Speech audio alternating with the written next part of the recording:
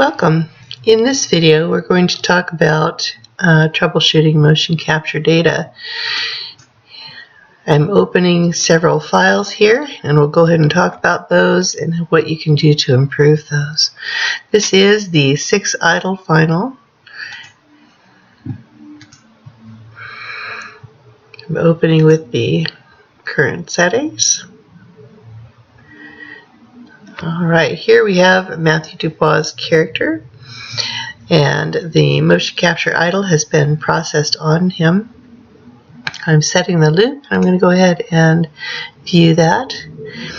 Now immediately what I see is that the feet are swimming quite severely, and when you get to the very end and loop back around to the front, there's just a slight glitch, but it's not heavy. It may have been pretty considerable, and that's possibly why Matthew had made the choice that he did by locking down the x-axis. However, what that does is it locks the position of your root node and not your feet. So what may have happened is that he saw a heavy glitch to one side in the x-axis and tried to fix that by locking down that axis. You can access that by coming over here in the navigator window. I'm opening character, double clicking on character, and I'm looking for that modifier drop down, and yes, I see both the axes selected here. So normally what you would see is one axis and then a hand fix. The hand fix normally comes in the x-axis to avoid this severe swimming that happens with the feet.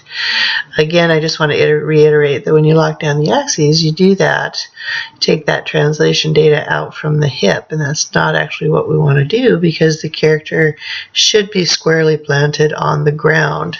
The weight of the character is on the ground, the feet should not be moving.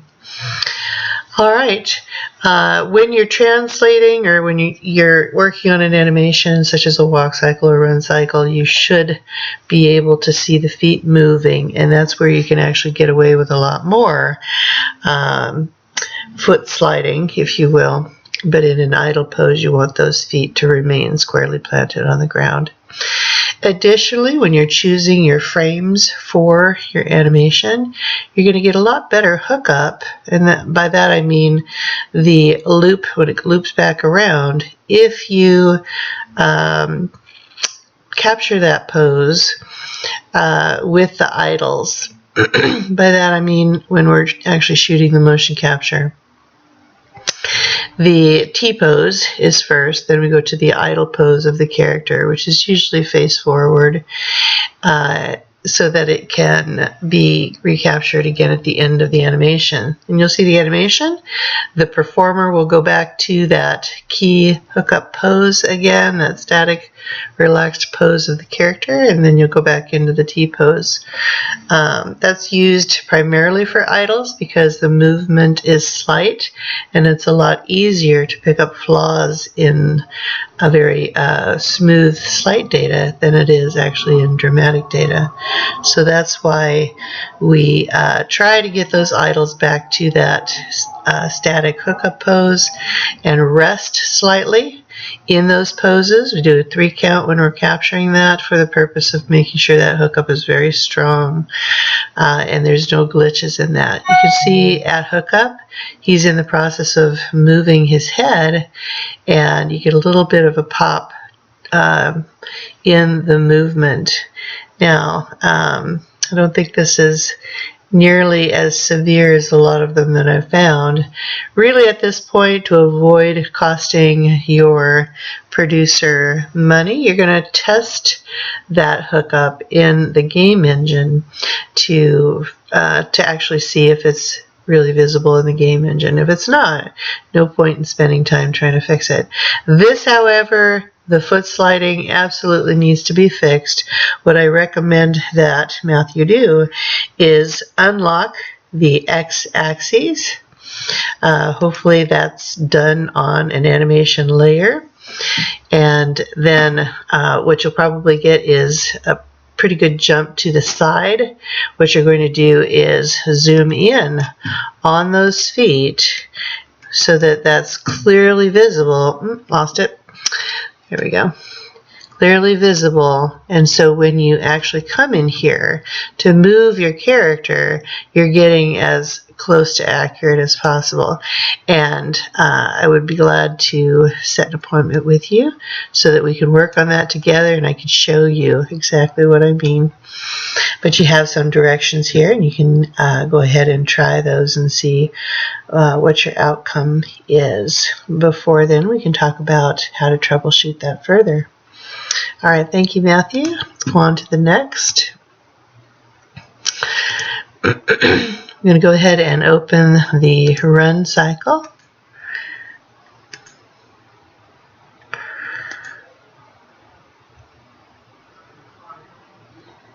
Okay.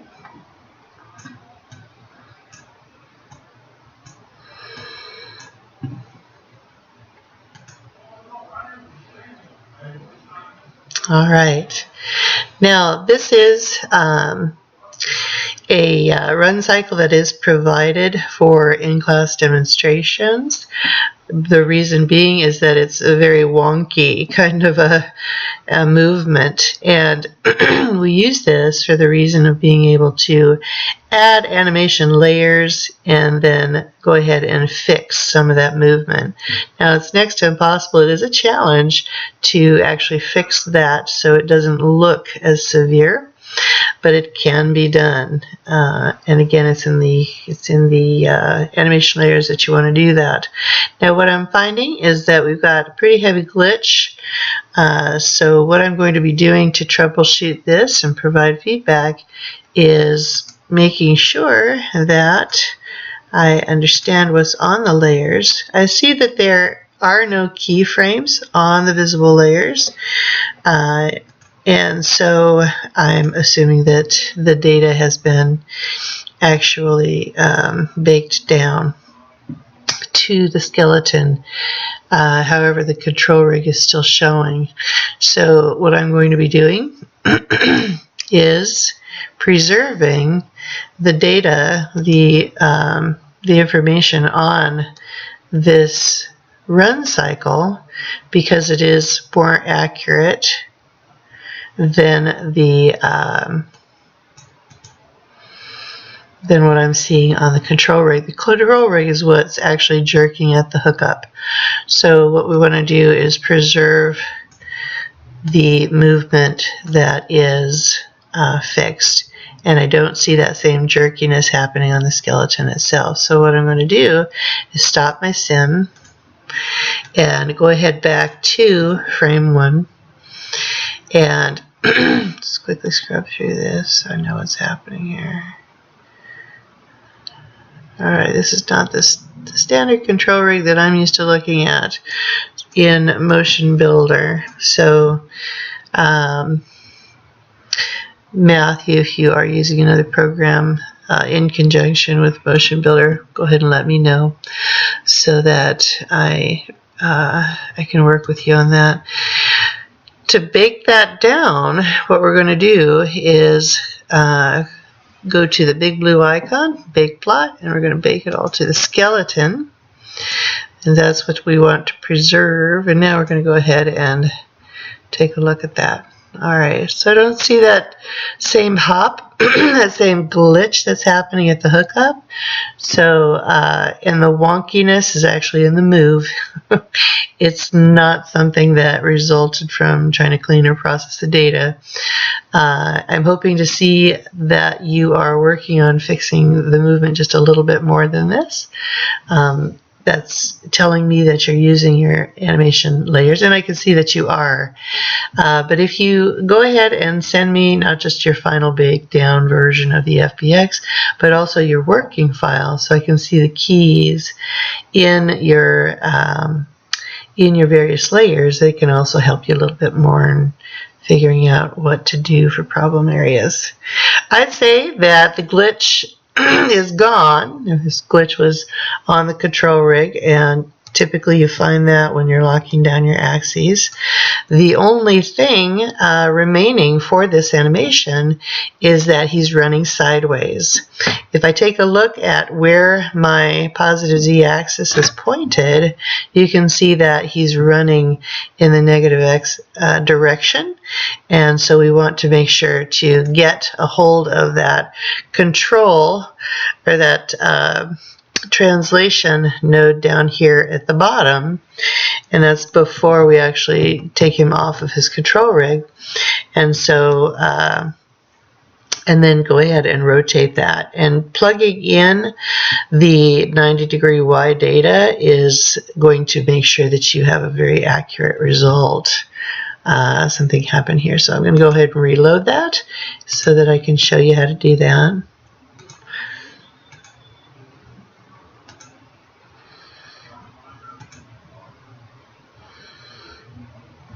Your control rig is still on in this particular view. So what I'm going to do is come here to your orthographic view, excuse me, and go ahead and grab your control rig. Alright, I'm on the base layer.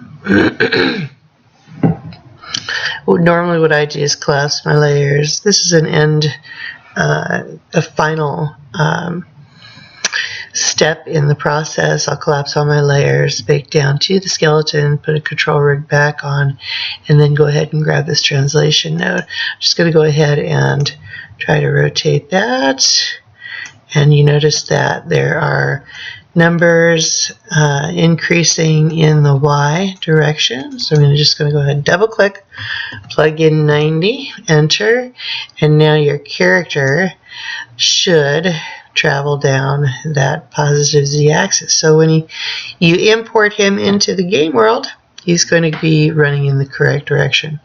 Now sometimes when you actually rotate, you're going to have to go back and fix a few things too, because it does play with the rotation on all of these.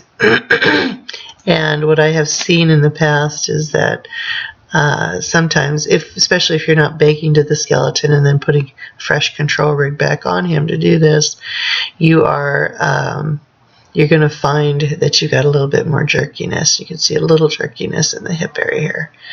Nothing to be concerned with, because you're going to bake down to the skeleton as we did before, and that's going to be eliminated. Alright, so let's go on to that next animation and discuss that one. I'm opening the walk cycle.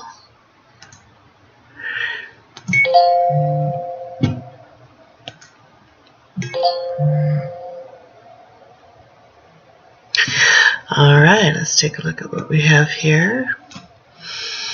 Looping.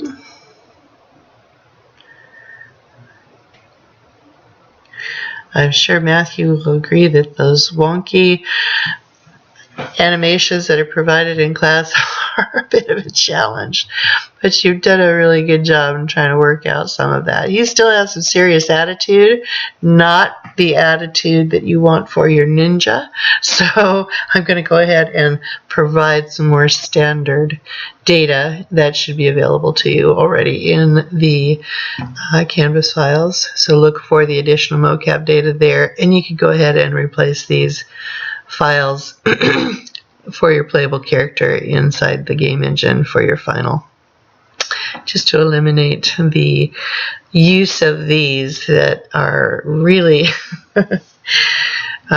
quite dramatic in the movement in not a good way for your particular character. Alright, so let's go ahead and analyze this. Again, right off the bat, he's looking fairly smooth. The hookup is fairly smooth. Not concerned with anything there. The movement is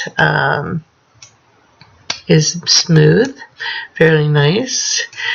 I would definitely encourage you as the director to do more of a a particular body attitude for your character if we were in Studio, in the Mocap Studio.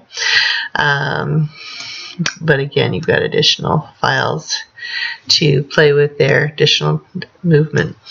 All right, additionally, you've got the control rig that is still on your character. You're going to want to bake that down to the skeleton. Go ahead and collapse your animation layers, and then save your film box file type, your FBX file type, and call it good. Everything functionally is working fine.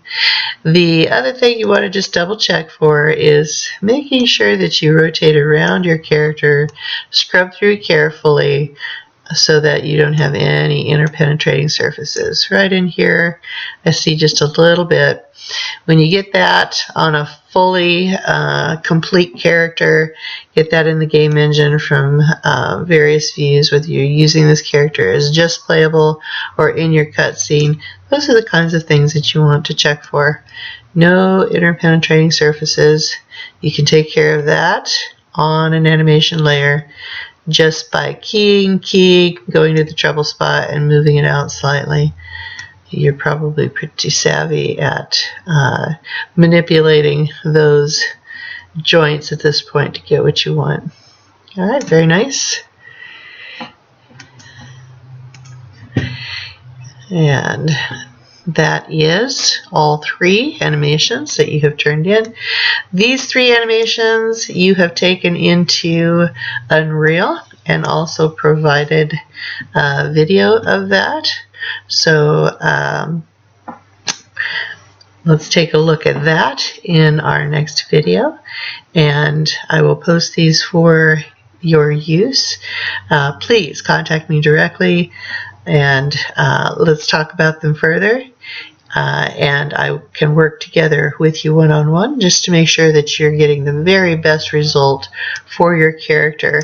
You're going to spend a lot of time building this cutscene, building the playable characters. So you want to, that's going to be an outstanding portfolio piece for you to show off your character and your animation skills.